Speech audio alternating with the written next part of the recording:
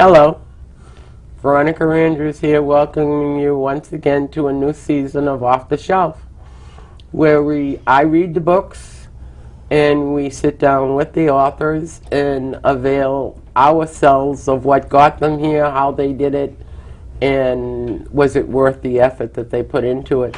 I think our author today is very brave to be coming into the area of Danvers and Salem and Peabody.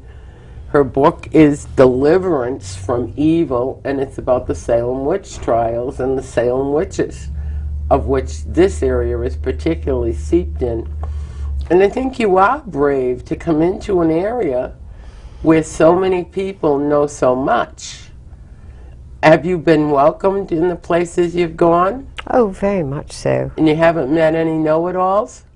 No. Yet? No. Not yet. Not yet. No, I've been most welcome. And you've been at it for quite a while. This is your fifth or sixth book? It's my fifth book on the Salem witch trials. Okay, so why witches?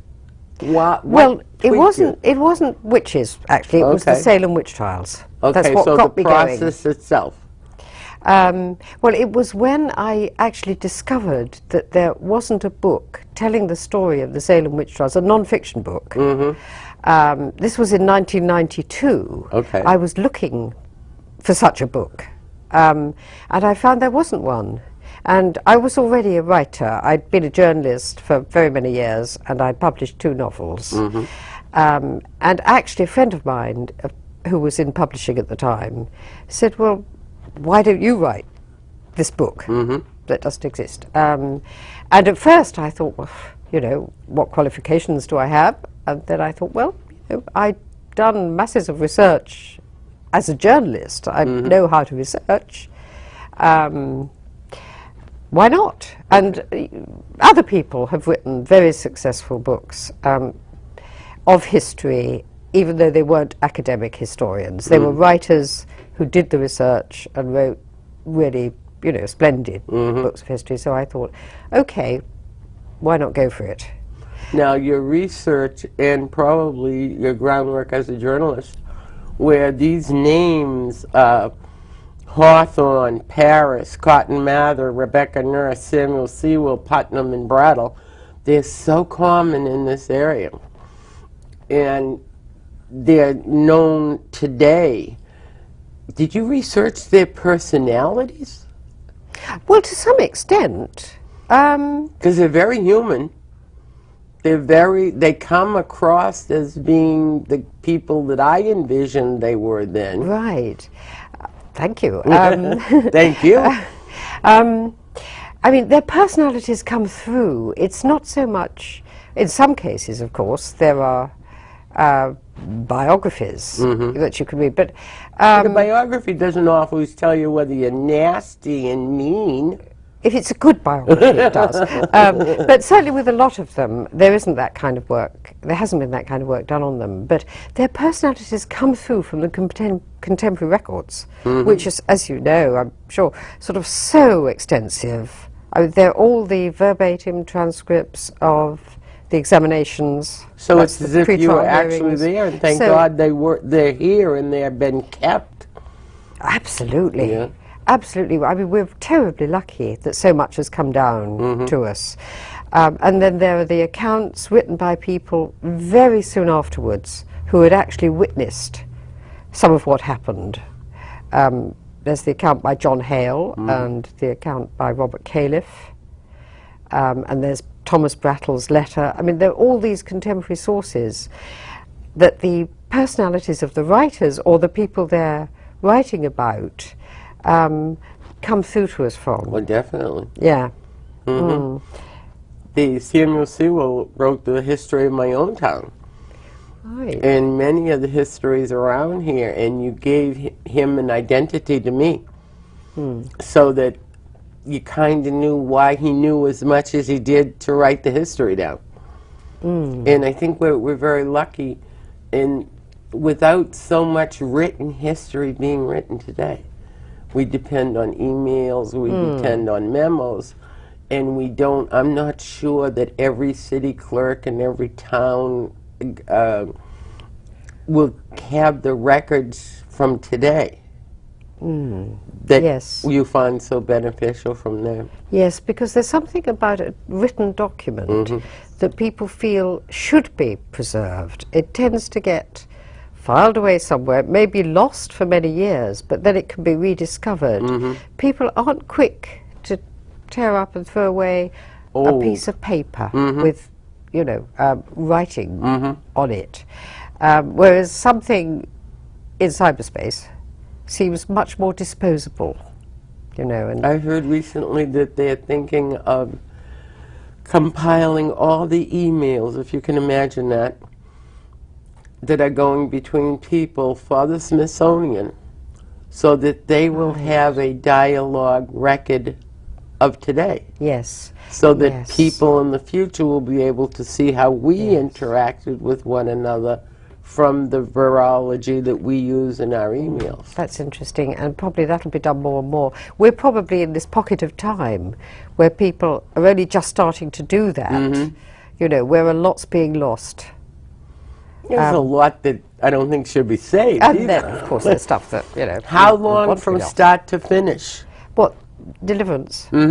It's a terribly difficult question to answer, because I got the idea quite a long time ago and then worked on it sort of off and on while I was doing other things too, you know. But if I said 5 years, in a way that's accurate, because I think I first got the idea about 5 years ago. But it's not as though I've been sitting down writing it for 5 years. Okay, so you don't know. get up in the morning and write Well, for I an do, hour? absolutely. I get up in the morning and usually now write for about 4 hours. And you must have research blowing out the doors of your house.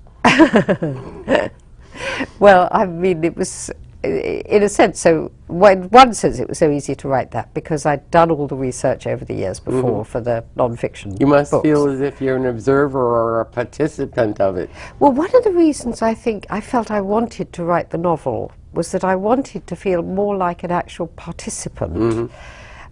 Because I remember saying to a friend of mine a long time ago, when I'd published, say, maybe 3 of the non-fiction books, I feel as though I know these people so well, and I know their stories so well, but I never feel quite as though I could walk into a room and walk amongst them and feel, I don't know them in quite that way, that I met them. I don't feel quite as though I met them as you meet a person in real life, you know. And partly why I wanted to write the novel was to get that feeling that I'd met them, because I thought if I dramatise these scenes and invent some, it's a mixture of scenes that actually happened that I've simply dramatised and scenes that I've invented. But I thought if I do that, and I put words in the characters' mouths, I go into their heads, and I'm allowed to go into their heads as a novelist in a way you can't as a historian. You have to stick to what you actually know. You can't start speculating about what they might have been thinking. No, Well, you because can a little bit. There's such a nice flow to it. And like a giant jigsaw puzzle, the pieces all intersect. And it made it totally understandable and comprehensive and emotional. You really felt for these people. You wanted to strangle those little girls. Yes. Or the guy that was telling them to misbehave. Yes, I know. When I was first doing the research for my first non-fiction book, A Delusion of Satan, I was in this constant state of shock and outrage and anger. Where was the whole time I was doing the research? How could they have done that? You know. And yet we see it today. Oh, sure. We didn't learn. I don't think we ever learn much. I remember one person saying, all you ever learn from history is that no one ever learns anything from history. Wow. But I still hope, you still live in hope. Oh my God, yes. That if people know like enough, in this case, about how witch hunts happen, sort of how they get started, the kind of people who tend to be instrumental in making it happen. And so often what those people want is power. And they often have other agendas and motives too, but very often they're people who are sort of angry people who want more sway over others, who want to impose themselves And the sway on that others. they have stops the lone voice that says, stop. What are you doing? Well, once they start to gain power, once the thing has started, One people small voice don't is dare. not heard. Well, they're not heard, and in some cases they don't dare speak up because it starts becoming dangerous. I mean, in the witch But then, trials, yeah, people who spoke up you would be accused ended up yourself. on the gallows. You know? Yeah.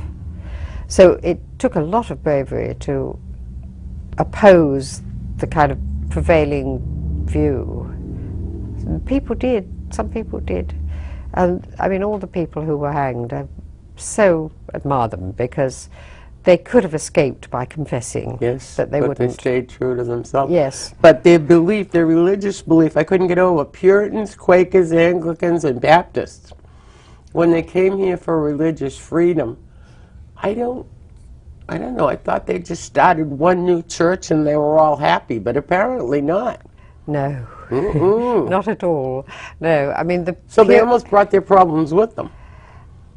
well, the Puritans, you could say, there was one problem they didn't bring with them, which was being persecuted back home in England. But, of course, when we say persecuted in this context, we don't mean that they were in danger of being hanged. No, but they were shunned. Yes, and they weren't They allowed. weren't welcome. They weren't allowed to hold the church services that they wanted to. They had to conform to the Church of England, at least to some degree. So they came to Massachusetts to be able to worship exactly as they wanted to. And they did, and they could. But the other people who came over, they had absolutely zero tolerance for. So Quakers, Baptists, Gortonists, Anglicans, they couldn't live in peace in Massachusetts. In fact, some Quakers were hanged for being Quakers. Yes. So most of those people went elsewhere. A lot went to Maine, which was technically under the rule of Massachusetts, but it was in practice a law unto itself. I thought that was fascinating. I had read a history of Corning, New York. That was once Massachusetts. Right. I yes. mean, the territory. In Yes. running true to form, we sold her for $1.14 an acre. Some things never change. Right. Yes. Yeah. But the boundaries of Massachusetts way back when were far beyond what I learned in high school. Yes. Yes. Yes. The Massachusetts Bay Company was a very large area. Yeah. And in order to escape it, you had to go to Maine, where the book is set. Wells, Maine. The book starts in Wells, Maine. Yes, was a frontier outpost at the time, and in constant danger of Indian attack. I mean, it had been attacked by Native Americans, who, of course, they referred to as Indians. So it was a very dangerous place to live, actually.